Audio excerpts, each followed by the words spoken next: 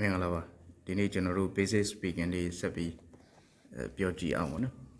နံပါတ်1 don't get excited ဆိုတာစိတ်လှုပ်ရှားတာကိုပြောတာ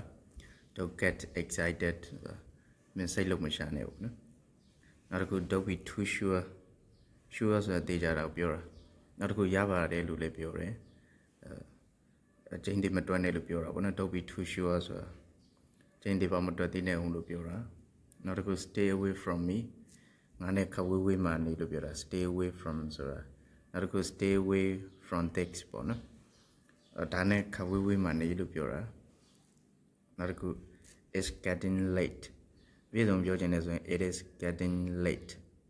တဖြည်းဖြည်းနဲ့နောက်ကျလာပြီလို့ပြောတာ getting ရဲ့အဓိပ္ပာယ်ကတဖြည်းဖြည်းချင်းလို့ပြောတာပေါ့နော်ဥပမာ I'm getting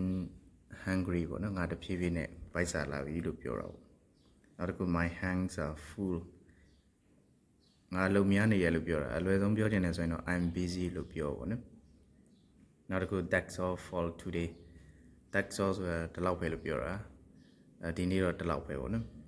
နားကြမယ်လို့ပြောတာပေါ့အလုပ်တွေပြီးသွားတဲ့အခါနောက်တစ်ခုသင်တန်းတွေပြီးတဲ့အခါနောက်တစ်ခု call it a day လို့လည်းပြောတယ် that's all ဒီလောက်ပါပဲပေါ့နော်နောက်တစ်ခု like father like son အဖေတူသားပဲလို့ပြောတာပေါ့နော်နောက်တစ်ခု hang up ဆိုတော့ဖုံးချလိုက်တာကိုပြောတာနောက်တစ်ခု don't change the subject စကားလမ်းကြောင်းမလွဲနဲ့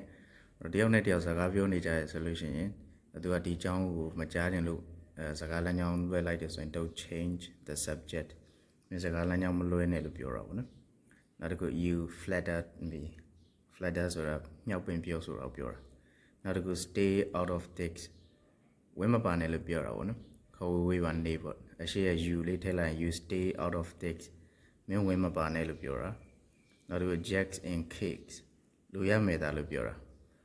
ဥပမာအပြင်သွားတယ်ဆိုလို့ရှိရင် jacks and cakes take umbrella ပေါ့နော်ဥပမာပေါ့ထီးလေးယူသွားပေါ့ jacks and cakes ပေါ့နော်လူရမယ်တာမိုးတွေပါယူရမယ်အစသဖြင့်ပေါ့ jacks and cakes လို့ပြောတာနောက်တစ်ခု it depends အခြေအနေရပဲပေါ့နော်အမင်းခီးထွက်ပြစ်လာဆိုလို့ရှိရင် it depends အခြေအနေရပဲသွားပြစ်ခြင်းလည်းသွားပြစ်မယ်လို့ပြောတာပေါ့